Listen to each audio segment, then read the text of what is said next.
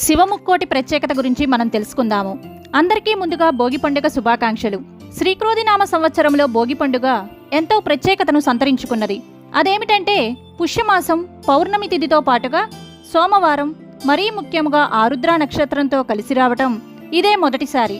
ఇంతటి మహత్తరమైన రోజుని అందరూ సద్వినియోగం చేసుకుని పార్వతీ పరమేశ్వరుల దీవెనలు పొందాలనేదే నా కోరిక.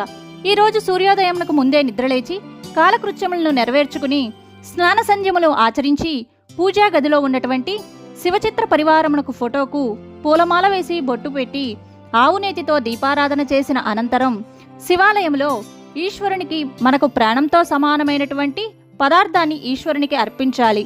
మనకి ప్రాణంతో సమానమైనది ఏమిటి అంటే అన్నం.